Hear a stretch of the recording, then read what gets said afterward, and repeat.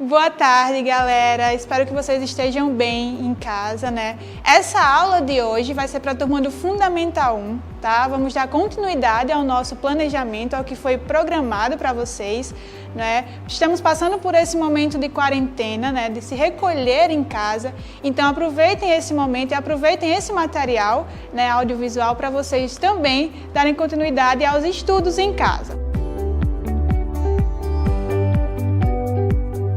Então, para a galera do Fundamental 1, nós vamos hoje conversar um pouquinho sobre dígrafos, né, e divisão silábica, tá? Então, acompanhem aí no material, na página 18, esse conteúdo, tá? Então, vamos lá, vamos começar. O que é um dígrafo? O dígrafo, quando duas letras se unem para formar um único fonema, ou seja, um único som. Lembram que a gente estudou o que era um fonema, né, nas semanas passadas? Então, dígrafo, união de duas letras para formar um único som. Não é? O exemplo do RR na palavra carro, né? O RR dá esse som mais arrastado do R, né? Um som rouco.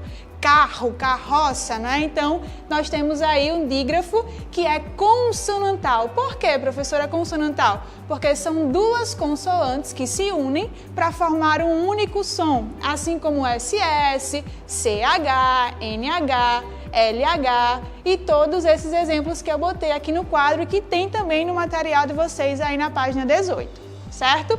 Então, existe essa divisão entre dígrafos consonantais e dígrafos vocálicos. Já os dígrafos vocálicos, pessoal, eles se unem, na verdade, uma vogal com as consoantes M ou N, que formam aquele som mais nasalizado, né? Como em campo, né? A vogal A tem esse som mais nasalizado porque ela está acompanhada da letra M, né, da consoante M, certo? Como está se juntando com essa consoante, forma um único som que é esse A mais nasalizado. Gente, então, sabendo desses conceitos de encontros consonantais, de dígrafos consonantais e dígrafos vocálicos, a gente vai um pouquinho para a sílaba. O que é uma sílaba? Lá no quarto, quinto ano, a gente entende que as sílabas são aquelas pausas que a gente dá ao falar uma palavra, né? A gente fala pausadamente, por exemplo, carroça. A gente sabe que a palavra carroça é uma palavra trissílaba, né? Porque é composta aí por 3 sílabas, certo? Então, quando a gente emite um som, né, em uma única emissão de voz, a gente está aí produzindo uma sílaba, certo? E como eu disse, há palavras monossílabas, né, que são formadas por uma única sílaba, por exemplo, de pai, mar e di, né, que di é uma preposição. Aí vocês podem perceber que há monossílabos átonos e monossílabos tônicos, certo? Qual é a diferença? Os monossílabos tônicos são monossílabos altos, que a gente pronuncia com mais intensidade, não é? E são monossílabos que possuem autonomia semântica. Como assim, professora? São monossílabos que têm palavras que têm sentido completo, sem precisar de nenhuma outra palavra que possa assessorar o seu sentido, certo? Então, por exemplo, pai. Pai é um substantivo, né? Vocês já aprenderam isso na escola e com a gente aqui no CAU. Já aprenderam que pai é um substantivo e é um monossílabo. Se é um substantivo que carrega o seu sentido, então é um monossílabo tônico, é um monossílabo forte, é um monossílabo, né, alto, tá? Já a preposição de, ela sozinha não tem nenhum sentido. Ela precisa, então, estar dentro de um contexto, de uma frase, para que faça sentido. Então, a preposição de já é um monossílabo fraco, certo? Monossílabo átono, tudo bem? Mas essa questão de fraco e forte, de tônico e átono, só existe para os monossílabos, tá? Os dissílabos, as palavras de sílabas, trissílabas e polissílabas não têm essa variação. O que a gente precisa pensar é, possui 2 sílabas, a palavra é classificada como dissílaba. Possui 3 sílabas, a palavra é classificada como trissílaba. Possui 4 ou mais sílabas, a palavra é classificada como polissílaba. Agora eu trouxe aqui a palavra pandemia como exemplo, porque é uma palavra que a gente está ouvindo bastante, né, nos noticiários, na internet, redes sociais. Então, a palavra pandemia é uma palavra que possui 4 sílabas, ó, pandemia, certo? Então, é uma palavra polissílaba, beleza? Aí, sabendo disso, pessoal, quando vocês estão lá escrevendo a redação de vocês e deixam um espaçozinho, né, no final da linha, aquilo é apontado pelo professor como erro, não pode deixar tanto espaço. E aí vocês alegam que, professora, é porque eu não sei separar direito a palavra. Às vezes eu coloco a palavra não cabe, aí tem que botar embaixo. E isso é um problema que até os alunos do Enem passam, né? Então, para que isso não aconteça com vocês futuramente, a gente vai aprender agora como é que a gente divide corretamente uma palavra, certo? O que é que a gente pode separar e o que é que a gente não pode de jeito nenhum separar, tá? Vamos começar por aqui. Separa vogal do hiato. Isso aqui é uma regra básica do hiato, né? A gente sabe que ele sempre vai ficar isolado em uma única sílaba, como aqui o exemplo da palavra moído. Né? Então, o hiato aqui, ele fica isolado, né? O piloto não está prestando, então deixa ele aqui de lado, certo? Então, a palavra moído tem o hiato, certo? Como a palavra baú também, o hiato, ele fica isolado da sílaba, beleza? Agora, separa também os dígrafos consonantais, não são todos, então prestem atenção. Os dígrafos consonantais que serão separados obrigatoriamente são RR, SS, SC, S cedilha e XC, certo? Exemplo, a palavra carro, que eu já citei, né? Vejam que ficam em sílabas diferentes, o dígrafo consonantal, e excelente. Também há a separação entre esse dígrafo consonantal, certo? Então, os ditongos separam também dos hiatos, como a palavra boia, não é? Aqui eu tenho um ditongo. Lembram que a gente estudou ditongo? O que é um ditongo? Fica uma semivogal e uma vogal dentro da mesma sílaba, né? Aqui, oi, né? Uma vogal e uma semivogal. E aí, o hiato, ele também é separado desse ditongo, assim como na palavra meia, certo? Agora, o que a gente separa obrigatoriamente, né? Então, a gente separa sempre os dígrafos, quer dizer, não separa, pessoal, a louca, né? Deu a louca aqui. A gente não separa obrigatoriamente os dígrafos consonantais, como CH, NH, LH, QU e GU, né? Então, a gente viu que RS, SS, SC, S cedilha e XC são separados. O restante dos dígrafos consonantais não separam de jeito nenhum das sílabas, certo? Então, pertencem à mesma sílaba, tá? Como na palavra lenha, vejam que o NH, que é um dígrafo consonantal, fica dentro de uma mesma sílaba. Em guerra, olha só esse exemplo de guerra que traz os dois tipos de dígrafo, as duas regras. A regra que não separa, que é o GU, e a regra que separa, que é o RR, certo? Então, prestem bastante atenção nisso. Há dígrafos consonantais que são separados e dígrafos consonantais que não são separados, beleza? Agora, encontros consonantais no início da palavra. Gente, percebam, encontro consonantal não é a mesma coisa que dígrafo consonantal, certo? Dígrafos consonantais são letras, consoantes que se juntam formando um único som. Encontro consonantal são consoantes que se juntam, mas formam sons diferentes, certo? Como na palavra gnomo, né? Apesar aqui da união entre o G e o N, que são duas consoantes, a gente pronuncia o som do G e o som do N, tá? Então, não é um dígrafo, é somente um encontro consonantal.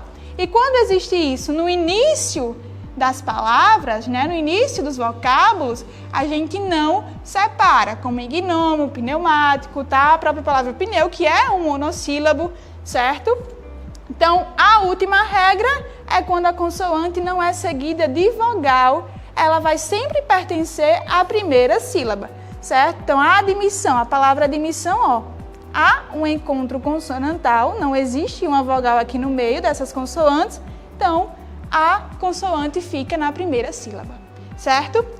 Outra observação importante sobre os prefixos, tá? Nós também já estudamos o que são prefixos, sufixos, né? Então, prefixo sempre que vem antes das palavras, né? Que antecede a palavra, tá?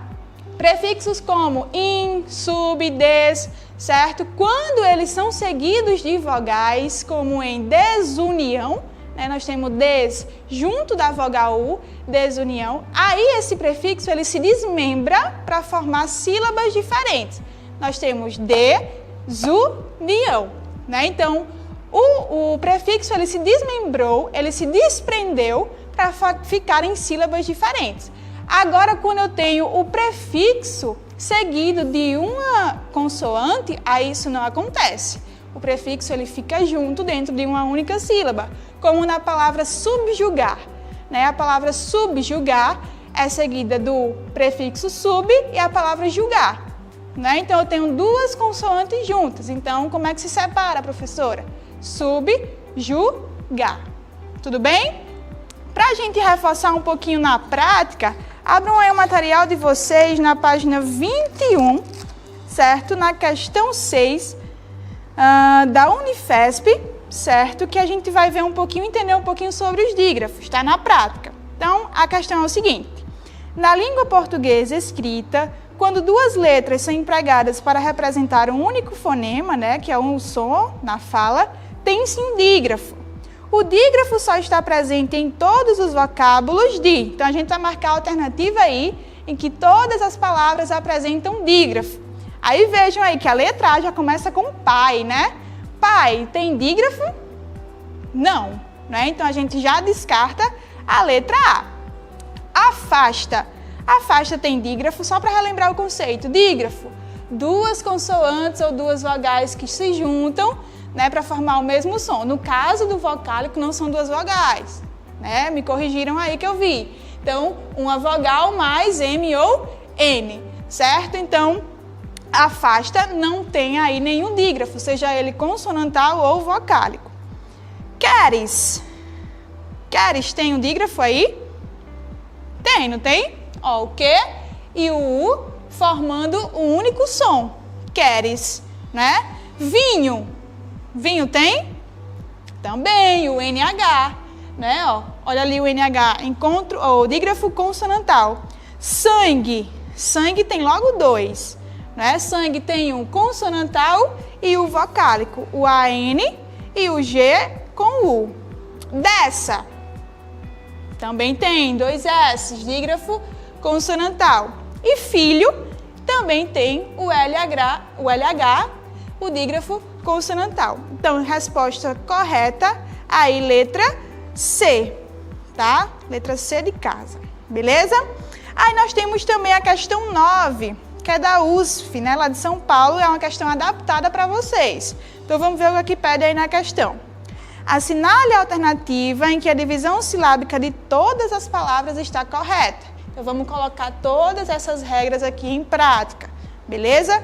A palavra enigma, olha só como ela está separada aí. Enigma.